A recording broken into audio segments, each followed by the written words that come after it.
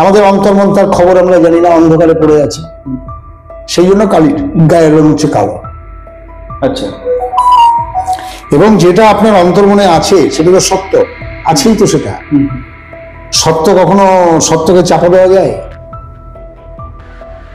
সত্য সবসময় উন্মুক্ত, ওপেন। সেই জন্য কালিও দেখা যায় কালির গায়ে কোনো জামা কাপড় নেই। আচ্ছা। কাল এই সংস্কারটা কিসের উপর তৈরি হয়? কর্মের উপরে। কর্ম করি আমরা কি দিয়ে? হাত দিয়ে। ওই জন্য কালি হাত পুড়ে আছে, লজ্জা নিবারণ নয়। আচ্ছা, লজ্জা নিবারণ। বক্রেশ্বর শ্মশানে গরম ভাত বসিয়েছেন, ভাত হয়ে যাওয়ার পরে একটা ডেড বডি পড়ছে, চিমটে নিয়ে ঠাং করে তার মাথায় মালা, পট করে পাতাটা ফেটে গেল, ঘিলু খানিকটা বেরোলো, মেঘে খেয়ে নিলেন। যে যীশু খ্রিস্ট ভারতবর্ষে এসেছিলেন, ওনার 12 বছর থেকে 30 বছর এখানে কাটিয়ে গেছে। যীশু খ্রিস্ট পুরীর মন্দিরে গেছেন, প্রমাণ আছে। আমাদের বেঙ্গলে এসেছিলেন, প্রমাণ আছে। কেরালায় গেছিলেন, প্রমাণ আছে। পুরীর মন্দিরের কাছ থেকে আপনাদের প্রাণের স্পন্দন। আচ্ছা, ওই মৃতদেহের মধ্যে প্রাণের স্পন্দন ঘটে না, হা করে ওর মুখে তখন ছোলা মটর দিতে হয়। কালীসঙ্গের বইতে আছে ডিটেলস। আচ্ছা, ওই ছোলা মটর কি মৃতদেহ খাবে? হ্যাঁ, ভাজা ছোলা কটকট করে চিবাবে, মদ ঢেলে দিতে হয় মুখের মধ্যে। আচ্ছা। বজরঙ্গবলী যখন রামায়ণে পড়েছেন, পাতাল প্রবেশ করলো, তখন তিনি আকৃতিতে ছোট হয়ে গেছিলেন। হ্যাঁ, আবার সেই সময় বিশাল আকার ধারণ করলেন। তারপরে নিজের লেজকে বাড়িয়ে ফেললেন, তার উপর গিয়ে বসলেন। আপনি জ্ঞানগঞ্জ সম্পর্কে পড়াশোনা করবেন। জ্ঞানগঞ্জ তো একটা, সেখানে তো মানুষ দেহ ছেড়ে বেরিয়ে সাধনা করে। এখান থেকে দেহি মানুষ যায়, আবার দেহি মানুষ ফেরে। যে বয়সে যে ঢুকে দিলেন, সে 30 বছর বয়সে ঢুকেছে, 10-20 বছর সাধনা করে বেরিয়ে এসছেন, তো 30 বছর বয়সে বেরিয়ে আসেন। মানসিংহ নাম শুনেছেন? আকবরের সম্বন্ধে মানসিংহ। আমাদের বাংলাদেশের মানে বঙ্গের রাজা ছিলেন প্রতাপাদিত্য। এসব প্রতাপাদিত্যের জায়গা এই যেখানে বসে কথা বলছি। আচ্ছা। যশোর ডিস্ট্রিক্টের মধ্যে। আচ্ছা। তাহলে যশোরেশ্বরী দেবী, সেই দেবীর মূর্তি এখান থেকে চুরি করে নিয়ে চলে যাওয়া হয়। কোথায়? রাজস্থান। আচ্ছা। হ্যাঁ, ওই রাজা প্রতাপাদিত্যের শক্তি ছিলেন উনি। আমার এই কাজ। তো প্রথমেই প্রণাম এবং স্বাগত জানাই। হ্যাঁ, নমস্কার আমাদের চ্যানেলে। তো আজকে যে বিষয়টি আলোচনা করতে চাইছি আপনার সঙ্গে, তো বিষয়টি হচ্ছে দেবী কালীকে নিয়ে। তো এই তন্ত্রে আমরা শুনেছি যে তন্ত্রের প্রধানা দেবী হচ্ছেন কালী। এই কালী দেবী সম্বন্ধে যদি আপনি কিছু বলেন, মানে কালী কে, বা উনি তন্ত্রের প্রধান দেবী কেন? দেখুন, আপনাকে এর আগেও মনে হয় এই বিষয়টি নিয়ে আলোচনা করেছি, তবুও বলি আপনাকে। কালী হচ্ছে আমাদের অন্তর্মন। আচ্ছা। কালী হচ্ছে আমাদের অন্তর্মন। ধরে নিন আপনি আমি দুজনে একসঙ্গে বাজারে বেরিয়েছি, কোনো জায়গায় ঘুরতে গেছি, খিদে পেয়েছি, খেতে যাব। তা আমি গিয়ে হয়তো একটা নিরামিষ থালি অর্ডার করলাম, ডাল ভাত সবজি কিছু ভাজা টাজা ইত্যাদি। আপনি বললেন শুধু মাছ ভাত হবে না, হোটেলিয়ারকে বললেন। তার মানে আপনার মাছ খেতে ইচ্ছা হচ্ছে, এটা যে শুধু সেই দিনের জন্য নয়। দেখলে দেখা যাবে আপনি বাড়িতে প্রতিদিনই মাছ খেতে ভালোবাসেন। আচ্ছা। এটা হচ্ছে আপনার একটা সংস্কার, এবং এই সংস্কারটা লুকিয়ে থাকে আমাদের অন্তর্মনে। ধরে নিচ্ছি মাছ খাওয়াটা আপনার জন্য উপকারী নয়, তাহলে কিন্তু আপনার অন্তর্মন চাইছে আমি মাছ খাই, আমি মাছ খাই, আমি মাছ খাই। কিন্তু অন্তর্মনে যদি ওটা না থাকে, মাছ খেলে তো আপনার ক্ষতি হবে। তাহলে এই যে অন্তর্মন বা এই যে সংস্কার, অন্তর্মনে ঢুকে আমরা যদি সংস্কারটাকে মুছে দিতে পারি, তাহলে কি আপনি আর মাছ খেতে চাইবেন? চাইবেন না, কারণ অন্তর্মনই আমাদেরকে চালায়। আমি যখন কোনো কথা বলি, আমি হাতের বিভিন্ন রকমের মুদ্রা তৈরি করি। তাহলে এই কথা বলবার সময় হাত নাড়ানো, ঘাড় নাড়ানো, কাঁধ ঝাঁকানো, কি জোরে কথা বলা কিংবা আস্তে কথা বলা, এগুলো সমস্ত আমাদের সংস্কারের উপরে ভিত্তি করে হয়। এই অন্তর্মণি হচ্ছে কালী। আচ্ছা, আপনি যদি ভাবেন যে কালী এরকম চার হাত পাথরে দিয়ে আছে বলে ওটাই কালী, কালী না, ওটা হচ্ছে তার রূপ, ধ্যান রূপ। আমরা যেভাবে তাকে দেখতে চাইছি, তার যে থিওরি, সেটাকেই আমরা মূর্তি তৈরি করেছি, মূর্ত রূপ দিয়েছি, মূর্তি। আমাদের অন্তর্মন তার খবর আমরা জানি না, অন্ধকারে পড়ে আছে, সেই জন্য কালীর গায়ের রং হচ্ছে কালো। আচ্ছা, এবং যেটা আপনার অন্তর্মনে আছে সেটা তো সত্য, আছেই তো সেটা। সত্য কখনো সত্যকে চাপা দেওয়া যায়? সত্য সবসময় উন্মুক্ত, ওপেন। সেই জন্য কালীও দেখা যায় কালীর গায়ে কোনো জামা কাপড় নেই। আচ্ছা, কাল এই সংস্কারটা কিসের উপর তৈরি হয়? কর্মের উপরে। কর্ম করি আমরা কি দিয়ে? হাত দিয়ে। ওই জন্য কালী হাত পুড়ে আছে, লজ্জা নিবারণ নয়। আচ্ছা, লজ্জা নিবারণ না, দুরকম মানুষ দুরকম পারপাসে কালীকে ডাকে বা দেব দেবীর কাছে গিয়ে প্রার্থনা করে। আচ্ছা, প্রথম প্রকার হচ্ছে সকাম দর্শক, আমায় টাকা দাও, পয়সা দাও, সন্তান দাও, বড় গাড়ি দাও, ভালো বাড়ি দাও। আরেক দর্শক হচ্ছে আমি কিছুই চাই না, আমি মোক্ষ লাভ, আমি শান্তি পেতে চাই। তাহলে একদল সুখ চাইছে, একদল শান্তি চাইছে। সুখ শান্তি দুটো আলাদা। আমরা বলি জীবনে আর সুখ পেলাম না, জীবনে আর শান্তি পেলাম না, কিন্তু অধিকাংশ মানুষ বলে জীবনে সুখ শান্তি বলে কিছুই নেই। তাহলে সুখ এবং শান্তি দুটি শব্দ, দুটি পৃথক অর্থ। সুখ কিসে পাবেন? বড় গাড়ি, সুন্দর বাড়ি, ভালো ভালো পরিবার, প্রচুর পয়সা, আপনি যেখানে যেতে চাইছেন যেতে পারছেন, যা কিনতে চাইছেন কিনতে পারছেন, ভালো মন্দ খাচ্ছেন। কিন্তু খাবেন তো এতটা পরিমাণ। আপনি সোনা খেলেও এতটা খাবেন, আর সিন্নি খেলেও এতটা খাবেন। খালি খাদ্যর গুণটা অন্যরকম চাইছেন, এরকম ওরকম চাইছেন, কিন্তু খাবার পরে যে বাই প্রোডাক্ট, সেটার গন্ধ একই রকমের। তাহলে আমরা ওইসব খুঁজতে যাব কেন, যেটার মধ্যে ক্ষতিকারক বস্তু? এটা বসে ওই অন্তর্মন থেকে। এই জন্য দেখবেন কালী সিদ্ধ মানুষ যারা, তারা তাদের খাওয়ার উপরে কোনো বাজ বিচার নেই। ডিম সেদ্ধ, আলু, ভাত, শুধু আলু সেদ্ধ, ভাত, একটু ঘি, শুধু ভাত, একটু জল, কাঁচা লঙ্কা ঢেলে, সবই তার কাছে সমান। আবার মাছ মাংস তার কাছে। আমাদের এই অন্তর মনে পৌঁছাতে হবে। আচ্ছা, আপনি ধরে নিন রুটি খাচ্ছেন, রুটিটা পড়ে গেল, ওইটাকে কি আবার তুলে খাবেন? না, কখনোই আমরা তো সেটা করি না। বলা হচ্ছে ওটা রাক্ষসের জন্য বললো, ওটা খাস না, ওটা রাক্ষস খেলো। কেন বলছে? ওখানে ময়লা আছে, খেলে পরে আপনার শরীরে খারাপ হবে। কিন্তু অনেক সাধক আছেন, কোন একটা লাইনেজের সাধক আছেন, তারা পচা জিনিসও খেয়ে নেয় অবলীলাক্রমে। তাদের কাছে পচা জিনিসও যায়, সুগন্ধি বস্তুও তার কাছে তাই। তাহলে তার কোনো রোগ হচ্ছে না কেন? তাহলে আপনি যদি ওই মাটিতে পড়া জিনিসটা কেন, কি হবে আপনার? কিছুই হবে না। কিন্তু আপনার মনের মধ্যে একটা সংস্কার রয়ে গেছে। কি সংস্কার? না, মাটিতে পড়া জিনিস খেলে জার্ম আসবে, এসে তারা জার্ম টার্ম, ওই সাধকেরা জার্ম টার্মের ওপরে, ওরা নিজেরাই জার্ম।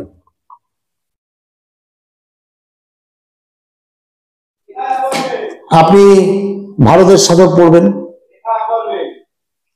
এক অঘরী সাধকের কথা আছে, বক্রেশ্বর শ্মশানে গরম ভাত বসিয়েছেন, ভাত হয়ে যাওয়ার পর একটা ডেড বডি পড়ছে, চিমটে নিয়ে ঠাং করে তার মাথায় মারলো, পট করে মাথাটা ফেটে গেল, ঘিলু খানিকটা বেরোলো, মেঘে খেয়ে নিলেন। এতে আপনি এখনই ভুরু টুরু ছিটকাচ্ছেন, নাক মুখ ছিটকাচ্ছেন। তাদের কাছে এগুলো কোনো ব্যাপারই নয়।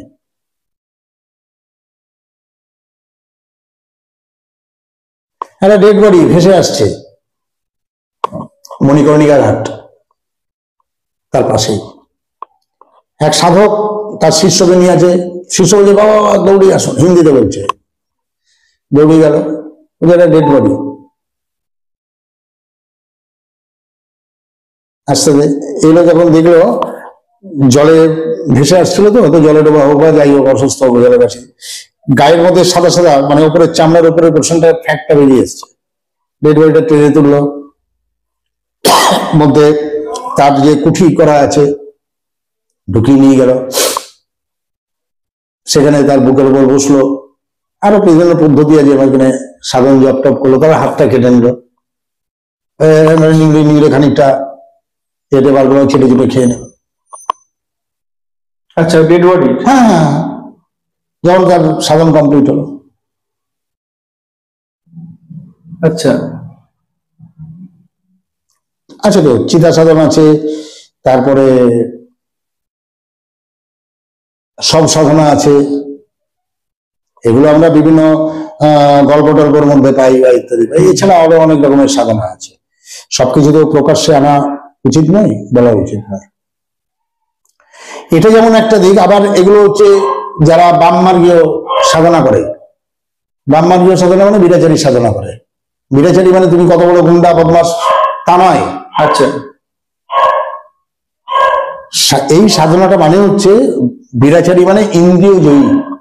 আচ্ছা, তারা ইন্দ্রিয়কে জয় করেছে, ইন্দ্রিয় সাধন। তাদের কাছে এলো ওয়েলকাম, গেলো ওয়েলকাম। আচ্ছা, তন্ত্র মানে মানুষ ভাবে তান্ত্রিক মানুষ হচ্ছে খুব মানে খুব খারাপ টাইপের মানুষ, তারা সবসময় নেশা ভান করে থাকে, তারা খারাপ খারাপ কাজকর্ম করে বেড়ায়, মানুষ দেখলে তাকে কি বান মারে, এ করে ও করে, খারাপ করে, মেরে ফেলে, ক্ষতি করে দেয়। হ্যাঁ, অন্যের বাড়ির মহিলাদের প্রতি তাদের আসক্তি আছে, আদৌ তা নয়। কিছু দুষ্কৃতী মানুষ তারা যদি তান্ত্রিকের বেশভূষা নিয়ে থাকে, সাধারণ মানুষকে ভুল টুল বুঝিয়ে কিছু আয় করতে পারে, তন্ত্রের সঙ্গে এসবের কোনো এ নেই।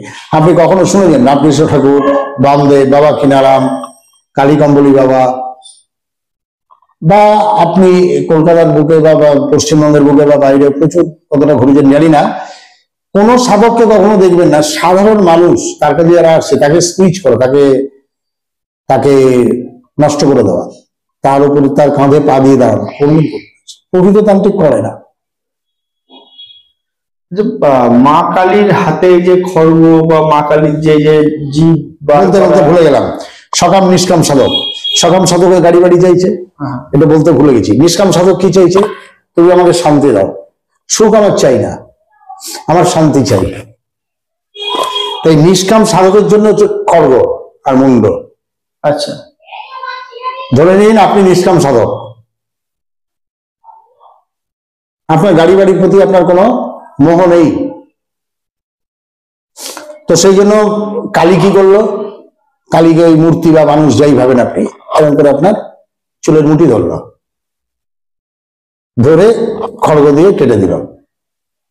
আচ্ছা, তাহলে আপনার ভেতরকার মদ, মোহ, মায়া, মাৎসর্য, অহংকার, ঘেন্না, লোভ, লালসা, কামনা, বাসনা সব বেরিয়ে গেল বদ রক্তের মতো। এই খারাপ জিনিসটা, খারাপ সংস্কার গুলো আপনার থেকে বেরিয়ে গেল।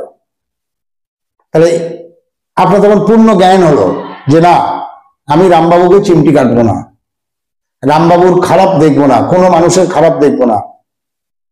এতদিন তো আপনার মনের মধ্যে ছিল আমার চাই, আমার চাই, তখন আমার চাই না, আমাদের চাই। এই আমি থেকে আমরা, আর আমরা থেকে আমি, আমার একটা কবিতা লেখা আছে।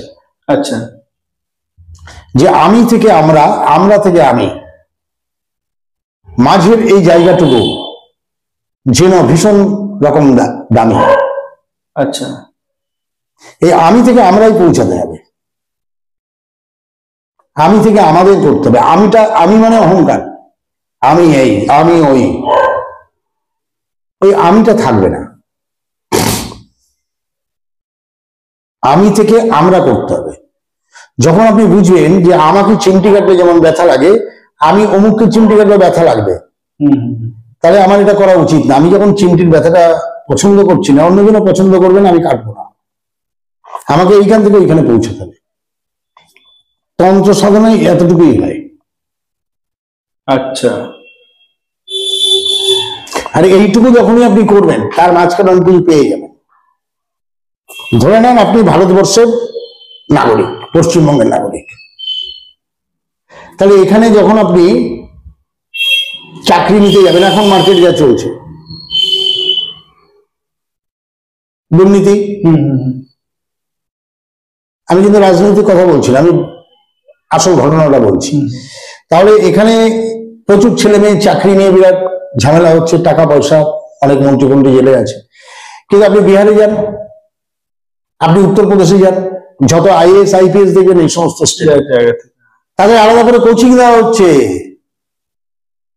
আজকে ওয়েস্ট বেঙ্গলের মধ্যে যে কজন আইএএস আইপিএস এসে তার অধিকাংশ দেখবেন বিহার, উত্তরপ্রদেশ, মধ্যপ্রদেশে। কেন? আর বাঙালি ছেলে মেয়ে কি করছে? ব্লগিং করছে। আর মেন হচ্ছে ফুড ব্লগিং। এই আমরা এখানে এলাম, দেখেছো কাকিমা কত সুন্দর রান্না করে যে 50 টাকায় এই বিরিয়ানি দিচ্ছে, অমুক তমুক ছাড়া। এটা কি তোদের জীবন নাকি রে?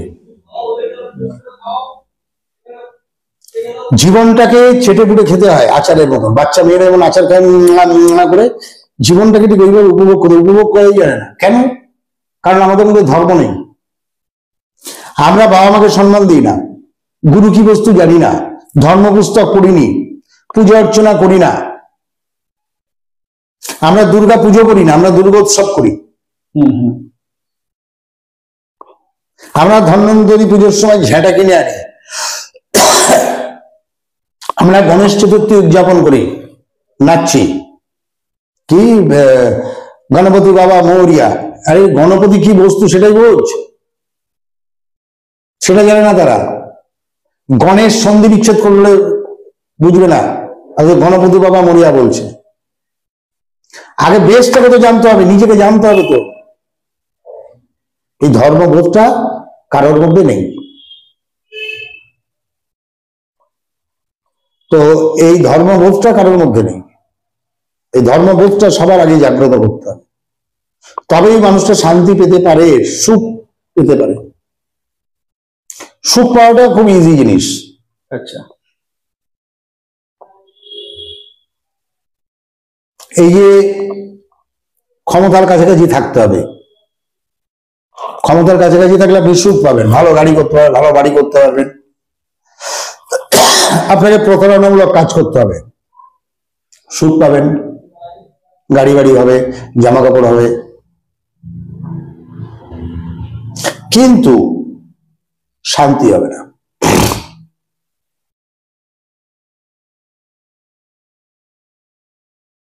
শান্তিটা সম্পূর্ণ আলাদা জিনিস, মানসিক ব্যাপার, সুখটা শারীরিক ব্যাপার।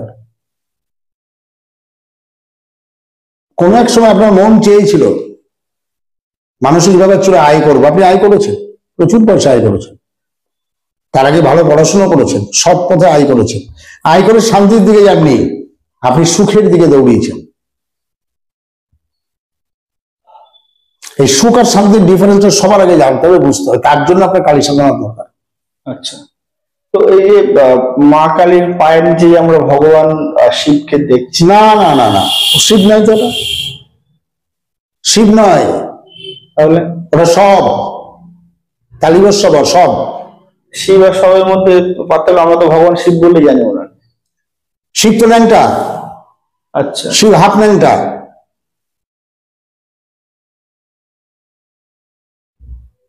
কালীও ন্যাংটা। বাংলার আদিম মানুষকে চিন্তা করুন, আপনি এখনো পাবেন। এখন আপনি এতে চলে যান না, আসাম বা গ্রাম বাংলার দিকে যান না, এক টুকরো কাপড়ের উপর তারা নির্ভর করে। তাদের মনে পাপ নেই, তারা সহজ সরল মানুষ, শিবের মতো। শিব মানে হচ্ছে জ্ঞান, শিব কোনো ব্যক্তি না। যাই হোক, আপনি যখন বললেন, আমি অন্য প্রসঙ্গে চলে যাচ্ছি, আমি ঘুরে আসছি। শিব, আমরা যখন কালীর ধ্যান করবো, লেখা যে সবারূঢ়াং মহাভীমাং, সবারূঢ়াং, সব আরূঢ়, সবের উপরে চড়ে দাঁড়িয়ে আছে। শিবারূঢ়াং বললো না কেন? আচ্ছা, শিবকে পুশ করা হয়েছে। শিব তো বৈদিক দেবতা না,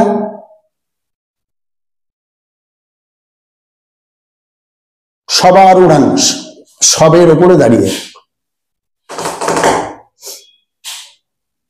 আচ্ছা, তাহলে ওটা ভগবান শিব না, এটা সব না। কিন্তু সব শিবও সবের মতন। আচ্ছা, শিব মানে জ্ঞান বললাম। তাহলে যখন আপনি পূর্ণ জ্ঞানী হবেন তখন আপনার তো লাফাঝাপা থাকবে না। আপনি বুঝে যাবেন যে ওরা আমার মধ্যে পার্থক্য। যতক্ষণ তুমি আমি পোর্শন থাকবে, তুমি এটা তোমার এটা আমার, এই ভাব থাকলে তখনই কিন্তু আপনি ডিফারেন্সটা করবেন। তখন আমরা লাফাঝাপা থাকবে, ওর সমান হতে হবে। ওই বাড়ি এসি কিনেছে, এই বাড়ি এসি কিনতে হবে। কিন্তু যখন আপনি বুঝবেন ঠান্ডা বা গরম বলে কিছু হয় না, ওটা আমাদের অনুভূতি, আমরা নিজেরা শান্তি পেতে সুখ পেতে ওটা চাই, ওর থেকে বড় হতে চাই, অহংকারী হবেন আপনি, তখনই আপনার ওরা আমার ডিফারেন্সটা থাকবে।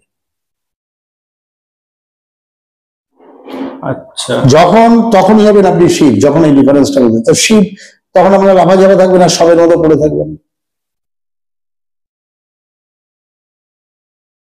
আচ্ছা, আচ্ছা, আচ্ছা, আচ্ছা। শিব মানে জটাধারী নয়, শিবের জটা ছিল, তার মানে আপনাকে জট বানাতে হবে না। জ্ঞানী হতে গেলে আপনাকে বেদ পড়তে হবে, জ্ঞানী হতে গেলে আপনাকে উপনিষদ পড়তে হবে, জ্ঞানী হতে গেলে আপনাকে তন্ত্রের বিভিন্ন শাস্ত্র পড়াশোনা করতে হবে, তন্ত্র হতে গেলে ভালো গুরু ধরতে হবে। এই তন্ত্র কেন, যে কোনো বিষয়ের মধ্যে গুরু একটা বিরাট গুরুত্বপূর্ণ বিষয়। আচ্ছা, ধরে নিন আপনি গ্রাউন্ড ইঞ্জিনিয়ার, এরোপ্লেনের নাট বল্টু টাইট করেন, এরোপ্লেন নামছে, চেক টেক করে নিলেন, তারপরে এরোপ্লেন উঠলো, দ্যাট ইজ তাদেরকে এরোনটিক্যাল ইঞ্জিনিয়ার বা গ্রাউন্ড ইঞ্জিনিয়ার বলা হয়। গ্রাউন্ডে এরোপ্লেন হলে ঠিকঠাক করে। আপনি তো পড়াশোনা করছেন, তার সঙ্গে সঙ্গে আলাদা করে কোচিং রাখছেন এবং কোনো একজন টিচারকে আপনার আদর্শ বলে মনে করছেন এবং আদর্শ বলে মনে করে তাকে ফলো করছেন। উনি এইভাবে কাজটা করছেন, আমি এইভাবে করবো, যেটা না পারছেন তার থেকে জেনে নিচ্ছেন, উনি আপনার গুরু। আচ্ছা, গুরু সব সাবজেক্টে গুরু থাকে, গুরু ছাড়া কোনো সাবজেক্ট হয় না। তন্ত্রে বিশেষ করে কেন, কারণ এই বিষয়টা একটু জটিল।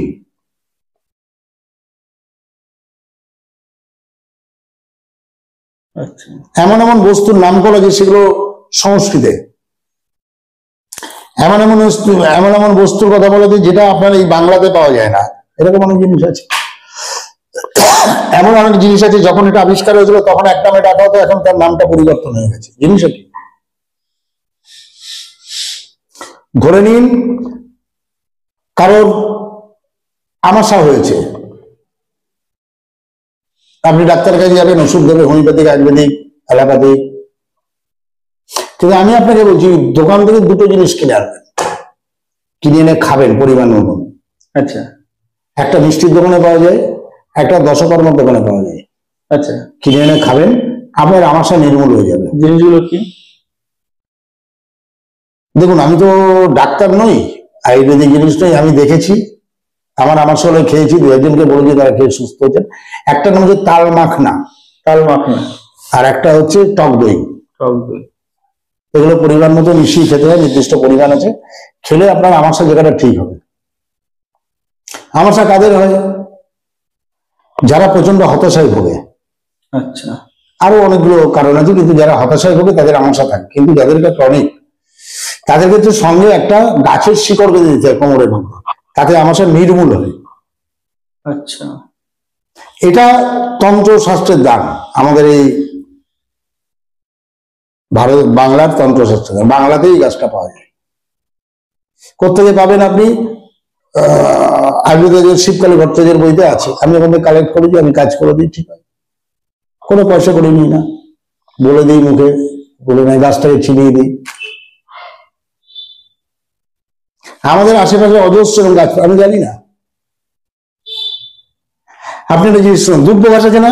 দুব্য ঘাস, দেখবেন জন্মদিনের দিন মা বাবা কি করে, দুব্য ঘাস কটা দিয়ে দেন ওর মধ্যে, জলের মধ্যে, ওই জলটা দিয়ে চান করিস। কেন কেন? আশীর্বাদে দুব্য লাগে।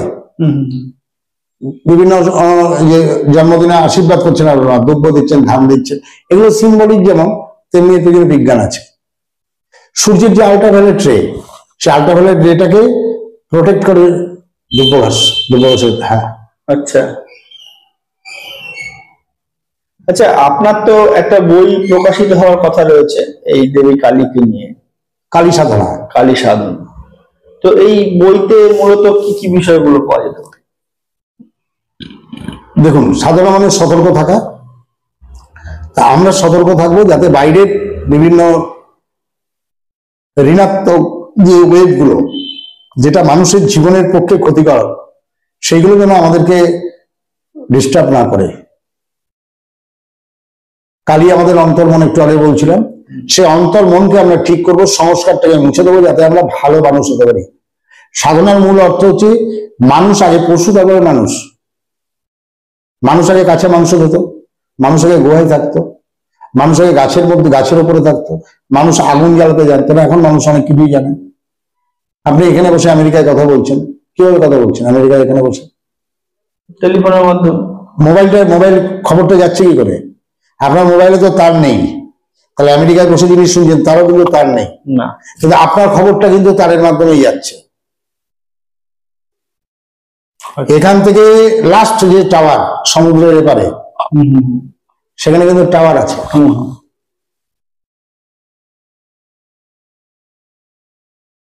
ওই সমুদ্রের নিচে দিয়ে গেছে, আমেরিকায় যে ফুলে উঠেছে ছোট ছোট ফাইবার, সিরামিক ফাইবার বলে, খানিকটা তারের মধ্যে দিয়ে যায়। বুঝতে পেরেছেন? আপনি দেখছেন আমি তার ছাড়া কথা বলছি, আমেরিকায় দাদার সঙ্গে কথা বলছেন, তার ছাড়া কথা বলছি, কিন্তু মাঝখানে তার আছে। তাহলে ভগবানের সঙ্গে এরকম কানেকশন করতে গেলে আপনার এরকম তার হচ্ছেন গুরুদেব। গুরুদেবকে না হলে পরে ওই জায়গায় পৌঁছাতে পারবেন না। আচ্ছা, এই কথাটাই বইতে দেওয়া আছে, গুরুর গুরুত্ব।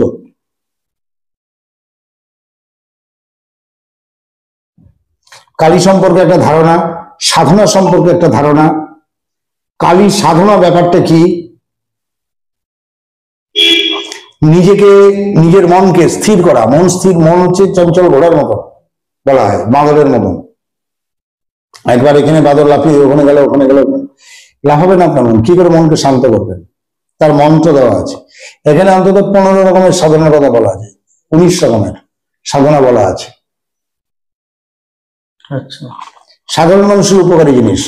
আপনি টাকা পয়সা, ধন দৌলত পাবেন এরকম কিছু না, কাকে প্রভাবিত করবেন এরকম কিছু নয়, নিজেকে পরিবর্তন করবেন। আচ্ছা, আচ্ছা, একটা সাধনার দ্বারা একটা মানুষ কতটা পরিবর্তন হতে পারে। ধরে নিন, এই যে সামনে পুজো আসছে, পুজোর যে দীপাবলির দিন, সেই দিন মনে হয় কেদারনাথ মন্দির বন্ধ হয়ে যায়।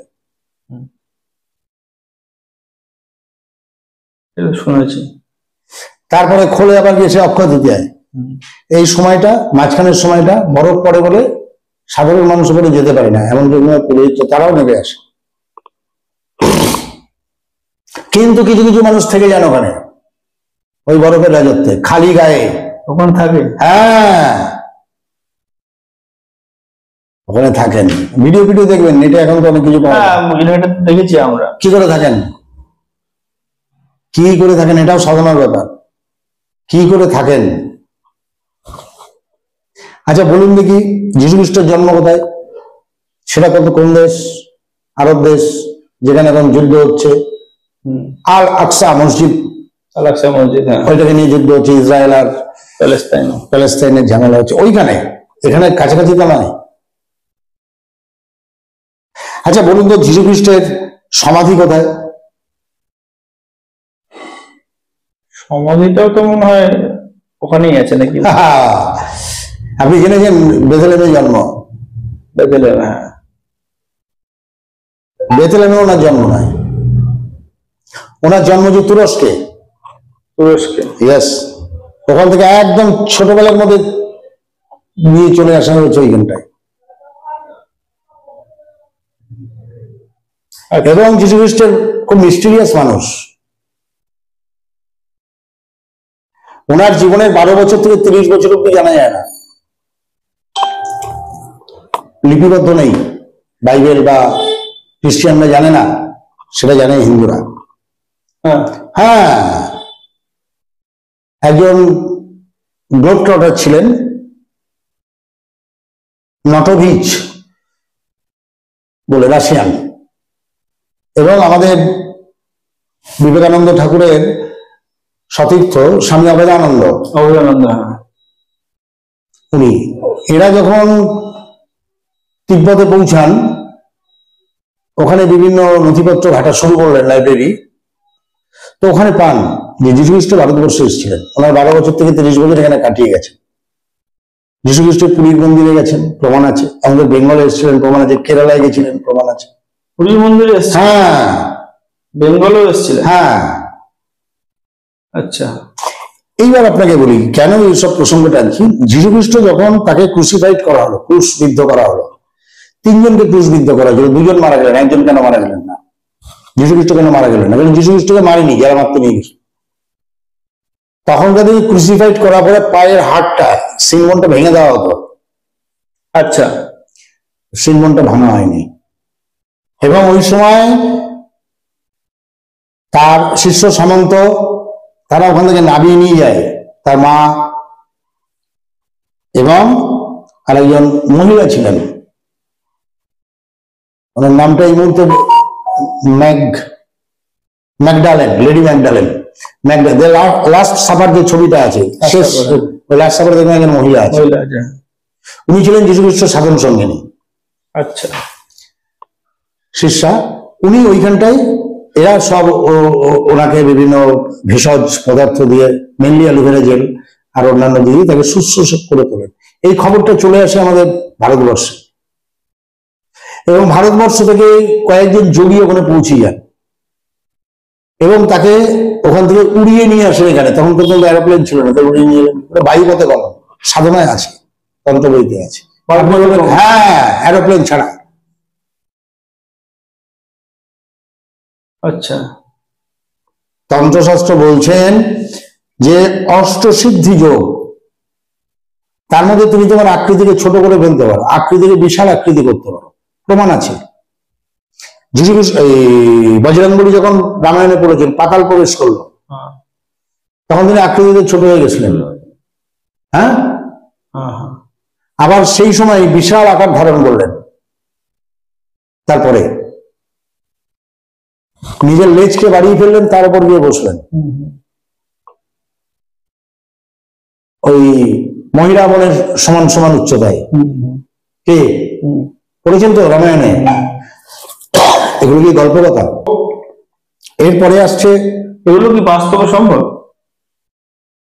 আপনাকে কি কেউ দেখাবে নাকি? সিদ্ধ মানুষ না, সেটা তো সম্ভব।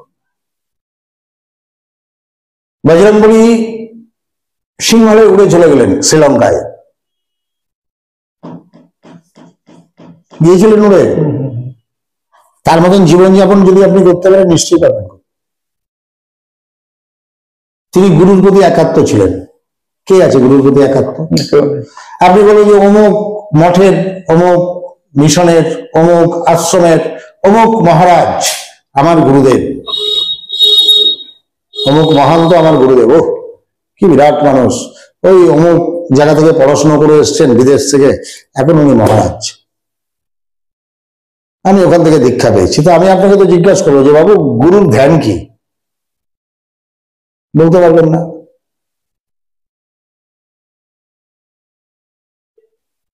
পরশুদিন এক ভদ্রলোকের সঙ্গে কথা হচ্ছে, আমি অমুক এখান থেকে দীক্ষা নিই, আর গুরুর ধ্যান কি? বলে ওই গুরু ব্রহ্মা গুরু বিষ্ণু। আর ওটা গুরুর ধ্যান নয়। আরে আপনি তো চট্টগ্রামের লোক শুনেছি, রাম ঠাকুর এই দেশের লোক, চট্টগ্রামের প্রচুর লোক রাম ঠাকুরের শিষ্য, ওনার জীবনী পড়ে দেখবেন। পড়েছি। উনি এক বাড়িতে রান্না করতেন, একদিনে খেতে দিতে দেরি হচ্ছে বলে মনে হয় ওনাকে ডাকতে গেছে সেই বাড়ির পরিবারের একজন সদস্য। গিয়ে দেখছেন উনি জপ ধ্যান করছেন এবং ছাদের সঙ্গে ওনার মাথা গিয়ে ঠেকে আছে, উনি বাতাসে ভাসছেন। আছে লেখা না? নেই। যদি উনি আকাশে ভাসতে পারেন, ভেসে তো যেতেও পারেন আরেক জায়গায়, তাহলে আকাশ পথে যাওয়াটা বোঝা গেল না? বোঝা গেল না? ধরে নিন আপনার কাছে 1 কোটি টাকা আছে, আপনি মাইক ফুঁকে সবাইকে জানিয়ে বেড়াবেন, আমাকে বলবেন? হ্যাঁ, কেউ বলে না। আপনার ব্যাংক অ্যাকাউন্ট নাম্বার বা আপনার এটিএম কার্ডের পিন আমাকে বলবেন? একটা মোবাইলেই পিন স্বামী স্ত্রীকে দেয় না, বাপ ছেলেকে দেয় না। তাহলে যে সাধক এতদিন সাধনা করে এই সিদ্ধি লাভ করেছেন তিনি আপনাকে দেখাতে যাবেন? হ্যাঁ,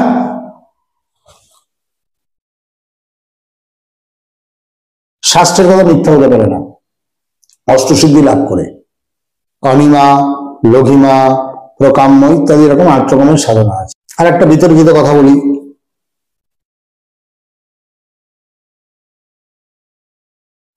লজ্জা গৌরী বলে এক দেবী আছে। আচ্ছা, এই যে কাশী বিশ্বনাথ মন্দির নিয়ে বাবরি মসজিদ নিয়ে যে এত তর্ক বিতর্ক হলো, এত ঝুট ঝামেলা হলো, কিছু লোক মারা গেল কর্ষেবকরা, ঠিক আছে? না না, ওটা তো বাবরি মসজিদ, বাবরি মসজিদ না, ভুল বললাম আপনাকে। এই যে জ্ঞানব্যাপী মসজিদ, জ্ঞানব্যাপী তো মসজিদ নয়, জ্ঞানব্যাপীটা মন্দির, শিব মন্দির। আচ্ছা, বাইরের হানাদাররা তারা এসে দখল করেছে, মন্দিরের উপরে মসজিদ বানিয়েছে, যার যখন ক্ষমতা সে ক্ষমতা দেখিয়েছে। তো ওইখানে যে দেবী পূজার জন্য কয়েকজন মহিলা ঢুকেছিলেন, পুজো করতে দেয়নি, মসজিদের বার করে দিয়েছে, তখন তারা গিয়ে প্রথম কেস করে। আচ্ছা, যে দেবীর পুজো করতে যায় তিনি হচ্ছেন লজ্জা গৌরী। আচ্ছা, লজ্জা গৌরী যে দেবী, তার দুটো পা উলঙ্গিনী, তার দুটো পা এরকম দুদিকে ছড়ানো, তার গুপ্ত অঙ্গটাতে দেখা যাচ্ছে। আচ্ছা, তার স্তন উন্মুক্ত। আচ্ছা, আর তার সেই দেবীর মাথা নেই, সেখানে একটা পদ্ম ফুল। আচ্ছা, এটা কি শুনেছেন কখনো? না। আছে। তাহলে এই যে দেবী, এই পার্বতীর একটা রূপ লজ্জা গৌরী। এই বিষয় নিয়ে ডিটেলস বলা আছে এই কালী সাধনা বইয়ে। কেন লজ্জা গৌরী কেন হলো কি জানেন আপনারা? আমি সব জানিয়ে বলছি না, কখনো সম্ভব নয়, বিশাল শাস্ত্র। আচ্ছা, এই যীশু খ্রিস্ট বিষয়টা বলছিলেন, ওনাকে যীশু খ্রিস্ট তো এসেছিলেন, 12 থেকে 30 বছর এখানে ছিলেন। আপনাকে একটা ছোট্ট গান বলি, তুমি যেন ভোজের বাজি, জেনেছি জেনেছি তারা, শুনেছেন গানটা? ওখানে আছে ঈশা মুষা শ্রী গৌরাঙ্গ বলে একটা লাইন আছে। এই ঈশাটাকে, এই ঈশা হচ্ছে ঈশাইনাথ। ঈশাইনাথ তিনি হচ্ছেন যীশু খ্রিস্ট। ওখানে এখানে এসছেন, তিব্বতে যোগ সাধনা করেছেন, করে 30 বছর বয়সে ফেরত গেলেন। কেন? উনি জানতেন যে আমার বাবার দেশ হচ্ছে এটা। একজন যোগী ছিলেন ওনার বাবা। আকাশ থেকে তো নেমে আসবে না, পেটে বাচ্চা কি আকাশ থেকে নেবে এসে পেটে ঢুকে যাবে মায়ের? না, উনি যোগ সাধনায় বীর্যপাত হয়েছে, মেরির গর্ভে বাচ্চা এসছে। সেই বাচ্চা হবার পরে মেরিজ হাউস ইন টার্কি বলে গুগলে সার্চ করবেন, মেরিজ হাউস ইন টার্কি, আচ্ছা, সার্চ করবেন, পেয়ে যাবেন। পাথরের ঘর এখনো আছে। আচ্ছা, বছরের একটা সময় গিয়ে খ্রিস্টানরা পুজো করে, একটা সময় গিয়ে ইহুদিরা পুজো করে, দেখবেন।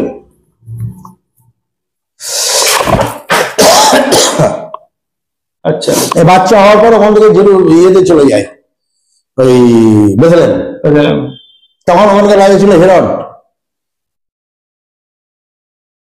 আচ্ছা, পিতৃত্ব কেউ স্বীকার করছে না, কুমারী মা।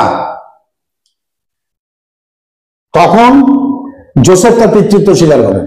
জোসেফ কিন্তু বায়োলজিক্যাল বাবা নন। এবং যীশু খ্রিস্ট যখন জন্মগ্রহণ করে, আপনি ওনার জীবনী পড়লে দেখবেন পূর্ব দেশ থেকে 3টে তারা, হ্যাঁ শুনেছি আমরা। সেই 3টে তারা মানে যে 3জন যোগী মানুষ, যাদের সন্তান, যার সন্তান তার আরো 2জন কম্পানিয়নকে নিয়ে ওখানে যান। যীশু খ্রিস্টের জীবনের 12 বছর থেকে 30 বছর এই সময়টা তিনি এখানে যোগ সাধনা করেছেন ভারতবর্ষে। 30-এর পরে উনি গেলেন ওই দেশে। ঈশাইনাথ তো এটা নাথ সম্প্রদায়ের মধ্যে। অবশ্যই তো, নাথ মানে প্রভু। তখনকার দিনে নাথ সাধনা নিয়ে এর মধ্যে বলা আছে আমার বইয়ে, কালী সাধনা বইয়ে। নাথ যোগীরা তারা দেহকে ভাববেন সাধনার অংশ, দেহটাকে উন্নত করা, তাকে অজর অমর করে তোলা। আচ্ছা, আপনি জ্ঞানগঞ্জ সম্পর্কে পড়াশোনা করবেন। জ্ঞানগঞ্জ তো একটা, সেখানে তো মানুষ দেহ ছেড়ে বেরিয়ে সাধনা করে। এখান থেকে দেহি মানুষ যায়, আবার দেহি মানুষ ফেরে। যে বয়সে যে ঢোকে ধরুন, সে 30 বছর বয়সে ঢুকেছে, 10-20 বছর সাধনা করে বেরিয়ে এসছেন। তো 30 বছর বয়সে বেরিয়ে আসে। ওই সময়টা তার বয়স বাড়ে না, সাধন জ্ঞান সাধন কমপ্লিট হয়ে বেরিয়ে এলেন, জগৎ কল্যাণে বেরিয়ে এলেন। আচ্ছা,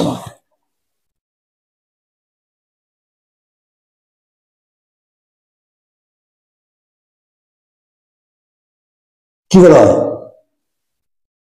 সাধনা একটা স্তর, আপনার যোগ্যতা থাকলে ওখানে যেতে পারবেন। আমি মাধ্যমিকে 3rd ডিভিশনে পাস করেছি, আমি কি প্রেসিডেন্সি ভর্তি হতে পারবো? এইচএসে পেয়েছি 3rd ডিভিশন। আপনাকে যোগ্যতা সেখানে অর্জন করতে হবে, অটোমেটিক আপনি পাবেন, ওখান থেকে ডাক পাবেন। আপনাকে নিজেকে সেই উচ্চতায় ওঠাতে হয়। লোকে গুরুর দোষ খুঁজে বেড়ায়, তোমার কি দোষ আছে সেটাকে খুঁজেছ? নিজের যোগ্যতা বাড়াও, তুমি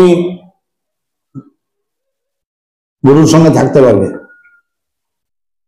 যে দুষ্ট সেই শিষ্য হতে এসেছিলেন এখান থেকে যোগ সাধনা করে যখন ফিরে গেলেন, তিনি অন্ধকে চোখ দান করেছেন, কুষ্ঠরোগীকে ভালো করেছেন, পা ভাঙাকে। কোথা থেকে হলো? এই যে এখন রেইকিরে তো রমরমা, রেইকি তো এখানকার বিদ্যা। এই তো ক্যারাটে কুংফু, তো সেটাও তো ভারতবর্ষের বিদ্যা। আচ্ছা, সাউথ ইন্ডিয়া, কেরালা, কালারিপাট্টম, হ্যাঁ হ্যাঁ। এখান থেকে যখন নাগার্জুন গেলেন, একজন ভারতীয় মনীষা, তিব্বতের রাজার ডাকে, তখন এখান থেকে তার যে বইপত্র খাতা জিনিসপত্র এসব নিয়ে যখন যান, রাস্তায় ডাকাতের উপদ্রব না হলে কয়েকজন গার্ড নিয়ে গেছিলেন, নিয়ে গিয়ে ওখানটায় নতুন করে ওখানে বৌদ্ধ ধর্ম, এই ধর্ম সম্পর্কে আলাপ আলোচনা। অ্যালকেমির মাস্টার লোক ছিলেন নাগার্জুন। আচ্ছা, এই তারা সাধনা, এটাকে তিনি এখানে নিয়ে আসেন নাগার্জুন। আচ্ছা, তারা সাধনা নাগার্জুন নিয়ে এসেছিলেন এখানে। একজন বাঙালি, বিরাট নাম, তিনি ছিন্নমস্তা সাধক ছিলেন, অতীশ দীপঙ্কর। আচ্ছা, বজ্রজমিনী গ্রাম, বাংলাদেশে এখনো আছে। ওনার জীবনী নিয়ে একটা খুব ভালো বইও আছে, মানে রিটেন বই আছে। তো এই যে এখন বাংলা ভাগ হয়েছে, আমাদের পশ্চিম পূর্ববঙ্গ, পূর্ববঙ্গ বা যেটা এখন বাংলাদেশ, এখন এটা ইসলামিক কান্ট্রি, কিন্তু এখানে হিন্দু মানুষের দেশ ছিল তো একটা সময়, ভারতবর্ষটাই। তো ওখানে যে সমস্ত নিদর্শন আছে, যে সমস্ত বৌদ্ধ বিহার আছে ছিল, সেগুলো তো আদৌ বৌদ্ধ বিহার নয়। আচ্ছা, তখন বৌদ্ধ হিন্দু এই ডিফারেন্সটা ছিল না, আগে তো হিন্দু বৌদ্ধ ছিল না। আজ থেকে 2.5 বছর আগে যীশু খ্রিস্ট, তার 600 বছর আগে বুদ্ধদেব, আর এখন থেকে 1500 বছর আগে মোহাম্মদ। এই তো ধর্ম। এগুলো ধর্ম না, এগুলো হচ্ছে ধর্মমত। ধর্মমত, ধর্ম বিষয়টা আলাদা। ধর্ম হচ্ছে মানুষ সভ্য হয়েছে ধর্ম। বলছি, এই যে দেবী কালী, এই দেবী কালীর সঙ্গে ডাকিনী যোগনের কি কোনো যোগ রয়েছে? দেখুন, ডাকিনী মানে, ডাক বলতে হচ্ছে জ্ঞানী, মহিলা অর্থে ইকারান্ত স্ত্রীলিঙ্গ শব্দ। ডাক মানে হচ্ছে জ্ঞানী পুরুষ, ডাকিনী মানে হচ্ছে স্ত্রীলিঙ্গে, যিনি জ্ঞানী মানুষ। ডাকিনী মানে ভয়ঙ্কর কোনো বস্তু নয়। যোগিনী, যিনি যোগ সাধনায় সিদ্ধ। আচ্ছা, যেমন যোগী বলি, যোগিনী। আচ্ছা, ওই যে ভূত প্রেতের মতন কালীর পাশে দেখি, ওগুলো নয়, ওরকম কোনো বিষয় নয়। লাকিনী আছে, হাকিনী আছে, শাকিনী আছে, কাকিনী আছে। হ্যাঁ, আমাদের দেহের মধ্যে যে চক্রগুলোকে কল্পনা করা হয়, আমাদের যে ব্রেনের উপর স্পাইনাল কর্ড নিচে দিয়ে নেমেছে লম্বা করে, এর এক একটা জায়গাতে একটা চক্র কল্পনা করা হয়। মূলাধার একদম স্পাইনাল কর্ডের নিচে, তার উপরে লিঙ্গের সোজাসুজি, সেটা হচ্ছে আপনার স্বাধিষ্ঠান চক্র, নাভি মণিপুর চক্র, বুকের এরকম জায়গায় এটা অনাহত চক্র, এখানে বিশুদ্ধ চক্র, এবং এখানে আজ্ঞা চক্র, উপরে সহস্র চক্র। এইগুলো বলা হয়েছে সপ্ত চক্র। আচ্ছা, এই যে চক্রগুলো, এগুলোকে কল্পনা, ওখানে যে পদ্ম ফুলের পাপড়ি মেলে মেলে থাকে, থাকে না, কল্পনা করা হয়েছে। কিন্তু কি থাকে ওইখানে, নার্ভ গ্যাংলিয়ন্স আছে, আর নার্ভ গ্যাংলিয়ন্স গুলোর পাশাপাশি একটা করে দেখবেন, লক্ষ্য করে দেখবেন, ওর ঠিক কাছাকাছি একটা করে এন্ডোক্রাইন গ্ল্যান্ড বা অনাল গ্রন্থি থাকে, যারা হরমোন সিক্রেট করে। এই জন্যই ওইখানে কল্পনা করে যে পদ্ম, ওখানে এই এই কোয়ালিটি আছে, ওটাকে বোঝানোর জন্য পদ্মের কথা বলা হয়েছে। আর পদ্মগুলো নিম্নমুখী থাকে, মানে কাজ করে না, জাগিয়ে নাও উল্টো দিকে। এই পূজা পূর্ণভাবে জাগরিত হয়, এগুলোকে জাগরিত করা, কুণ্ডলিনী শক্তিকে জাগরিত করা। আমাদের এই বেসাল চক্র, যেটা মূলাধার চক্র, ওইখানে থেকে পাওয়ার বা শক্তি, বেসিক পাওয়ার, ওটাই ধীরে ধীরে ধীরে ধীরে ওঠে। এই উঠানোটাই হচ্ছে সাধনা। আচ্ছা, এটার জন্য মন্ত্র, তন্ত্র, যন্ত্র, যোগ, প্রাণায়াম। আমরা তো শুনেছি যে দেবী কালীর আগে কোনো মূর্তি ছিল না, কৃষ্ণানন্দ আগমবাগীশ মহাশয় দেবী কালীর মূর্তি প্রতিষ্ঠা করে প্রথম পূজা করেন। না না, মূর্তি পূজা অনেক আগে থেকেই প্রচলিত ছিল, কালীর মূর্তি তো দূরস্থ, মূর্তি পুজো তার অনেক আগে থেকেই ছিল। আচ্ছা, তাহলে কৃষ্ণ, দেখুন একটা কথা আমাকে বলি। প্রথম কথা হচ্ছে, ব্রাহ্মণ, উপবিদধারী ব্রাহ্মণ সেই যুগের আগে ছিল না। আচ্ছা, গুপ্ত যুগে ছিল ঠিকই, সেন যুগে ছিল। এই আগে তো বাংলায় ব্রাহ্মণ বলে কিছু ছিল না। ছিল তখন কি তন্ত্র সাধনা হতো না? যখন বাইরে থেকে, কনৌজ থেকে, লখনৌ থেকে এদেরকে ডেকে আনা হলো, এরা এসে এখানটায় পুরো জমিদারি শুরু করে দিল। রাজার খুব কাছাকাছি লোক, রাজাই ডেকে নিয়ে এসছেন। ধীরে ধীরে ধীরে ধীরে এরা নিজেদের ক্ষমতাগুলোকে কুক্ষিগত করলো। এই দেবদেবী, এবার যারা সবাই তো জমিদার হতে পারলো না, তাদের যে বংশ পরম্পরা পরবর্তী পূজা পাঠ করবে, পূজা পাঠ করবে কারা? পয়সা কোথায়? বড় বড় হোম যজ্ঞ, এত কেজি ঘি, এত কেজি মাখন, এত কেজি কাঠ, এত ধনকর্পূর। তখন তারা এদেশীয় যে পূজা, তাদেরকে ত্যাগ করতে পারলো না। এখানকার মানুষ তো ব্রত করতো। তখন ওই ব্রতের দেবীগুলোকেই পুজোর পদ্ধতিতে মুড়ে দেওয়া হলো, বিভিন্ন পুরাণ লেখা হলো। আচ্ছা, আর কালিকা পুরাণ, এখন আমরা যেটা বলি কালিকা পুরাণে কালী সম্পর্কে বিশেষ করে বলা আছে। কালিকা পুরাণ যে ভার্সনটা এখন আমরা দেখি, এর আগেও দুটো ভার্সন ছিল। আচ্ছা, আমাদের এখান থেকে অনেক কিছু তো নষ্ট হয়ে গেছে, কিছু চুরি হয়ে গেছে, কিছু ধ্বংস হয়ে গেছে। আপনি যদি বললে অবাক হয়ে যাবেন। এই যে আমাদের সুন্দরবনের মধ্যে কালী মন্দির, আজকে না 1000 বছর আগেকার, বনের ভিতরে এখন আবিষ্কার হচ্ছে।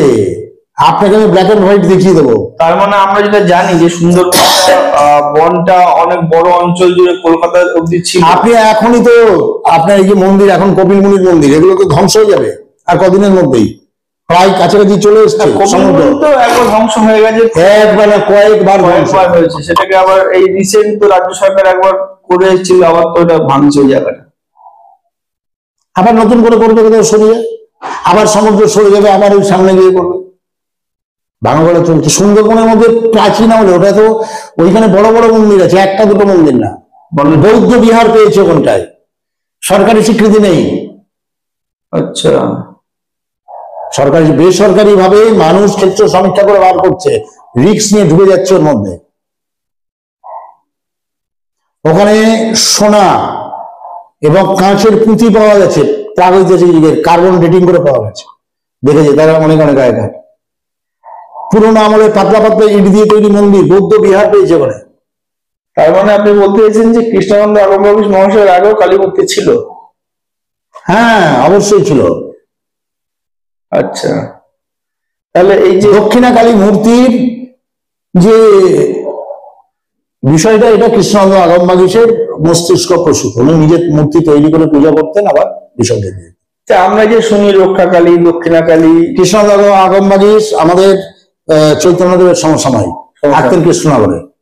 আচ্ছা, ওই চত্বরে বাড়ি। কৃষ্ণনগরের রাজা আদেশ ছিল 1000 মিনিমাম পুজো হয় যেন, ঘরে ঘরে কালী পুজো হয় যেন।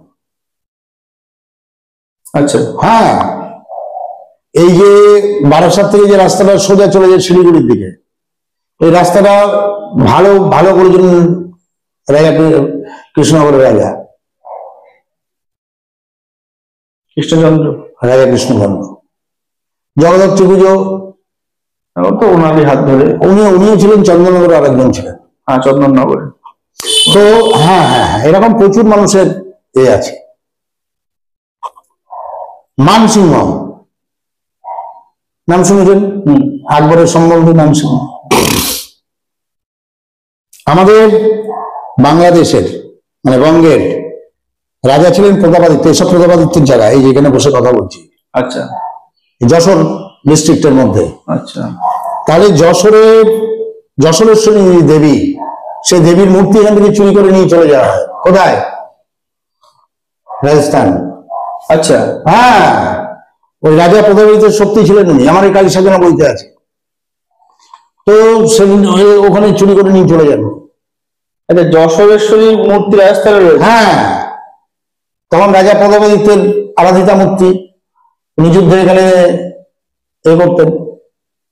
প্রতাপাদিত্য কতটা শক্তিশালী ছিলেন, তখনকার দিনে পর্তুগিজ জলদস্যুদেরকে নিজের কাছে রেখেছিলেন সৈন্য ওই জলবাহিনীর মধ্যে। আচ্ছা। হ্যাঁ,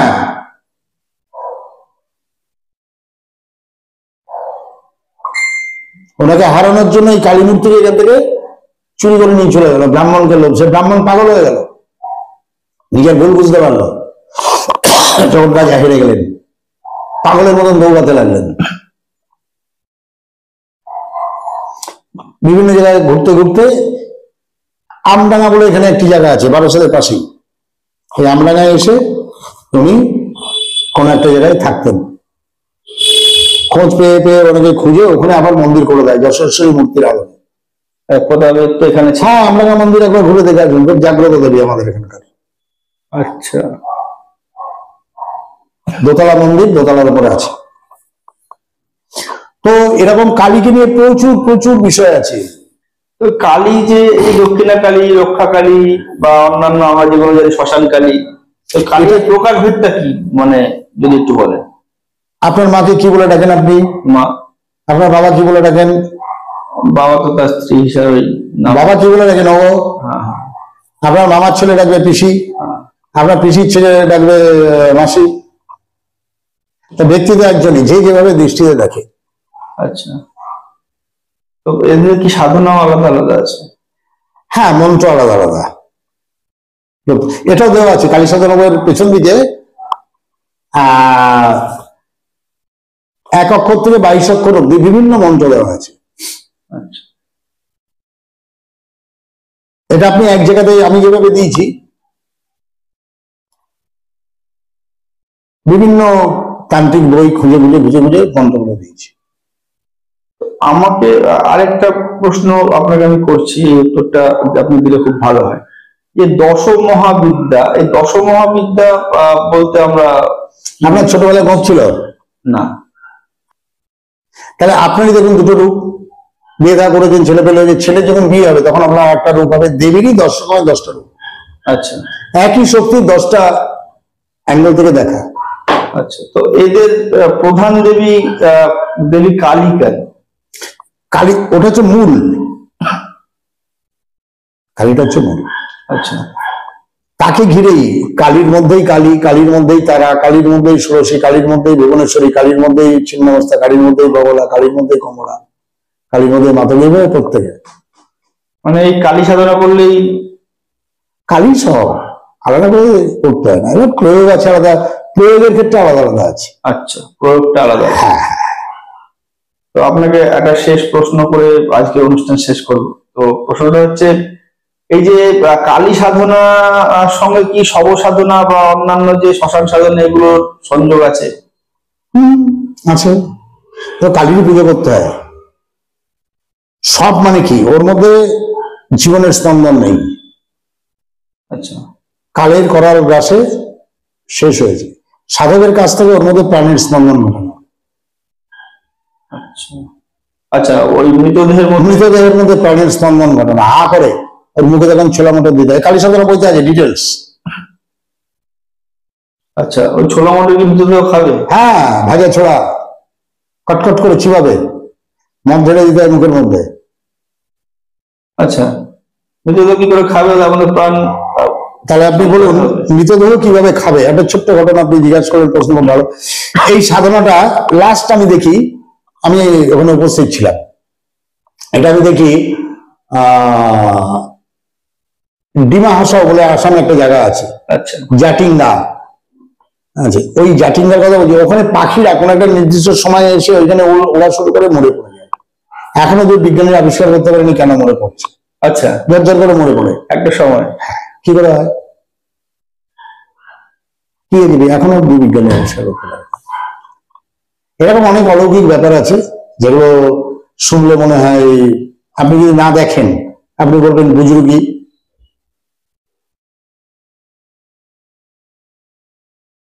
এবারে আপনার এই বইটি কিভাবে সংগ্রহ করা যেত?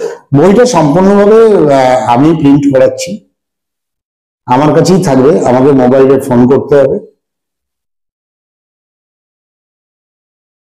সুপ্রিয় দর্শক বন্ধুরা, আমরা গত একটি ভিডিও করেছিলাম তন্ত্র বিষয়, শ্রী পৃথ্বীশ ঘোষ মহাশয় ওখানে বক্তব্য রেখেছিলেন। তো সেই ভিডিওটি আমরা আই বাটনে দিয়ে দেবো আপনাদেরকে। সেই ভিডিও ডেসক্রিপশন বক্সে ওনার ফোন নাম্বারটি দেওয়া আছে। যদি আপনারা বইটি সংগ্রহ করতে চান তবে অবশ্যই ওই নাম্বার ওনাকে ফোন করবেন, অথবা ফেসবুকে ওনার যে পেজ রয়েছে সেই পেজ থেকেও ওনার ফোন নাম্বার আপনারা সংগ্রহ করতে পারেন এবং ওনার সঙ্গে যোগাযোগ করে আপনারা বইটি সংগ্রহ করতে পারেন। একটা ছোট্ট ঘটনা একটু বলি, আপনাকে ইন্টারাপ্ট করে বলছি। বুদ্ধদেব মূর্তি পূজায় বিশ্বাসী ছিলেন না, পরবর্তীকালে বুদ্ধ মূর্তির পুজো হয়েছে। আচ্ছা, এবং আসামেই হাজো বলে একটি মন্দির আছে, ওইখানে হয়গ্রীব মাধব মন্দির বলে ওরা, হয়গ্রীব মাধব মন্দির, ওর পাশে বুদ্ধদেবের পুজো হয়। আচ্ছা, এখনো হয়, রেগুলারলি হয়। এ কখনো শুনবেন না? হ্যাঁ, বুদ্ধদেব তো পুজো বোধহয় করে না আমরা না, কিন্তু আসামে হচ্ছে। আচ্ছা আচ্ছা, ওখানে হয়গ্রীব মাধব মন্দিরে চৈতন্যদেব গেছিলেন। আচ্ছা, ওখানে পাহাড়ের ধারে একটা গুহায় বসে উনি সাধনা করেছিলেন বেশ কিছুদিন। তো সেটাও আমার এই বইতে তার ডেসক্রিপশন দেওয়া আছে। সুপ্রিয় দর্শক বন্ধুরা, আপনারা অবশ্যই বইটি সংগ্রহ করবেন এবং অবশ্যই আমাদের ভিডিওটি সম্পূর্ণ দেখার চেষ্টা করবেন, কেননা এখান থেকে অনেক গুরুত্বপূর্ণ তথ্য আপনারা পেয়ে যাবেন। আর যেটুকু বাকি থাকবে অবশ্যই পৃথ্বীশ ঘোষ মহাশয়ের কালী সাধনা বইটি থেকে আপনারা সংগ্রহ করতে পারবেন। তো আজকের ভিডিও আমরা এখানে শেষ করছি, দেখা হবে আবার আগামী ভিডিওতে নতুন কোনো বিষয় নিয়ে। নমস্কার। নমস্কার।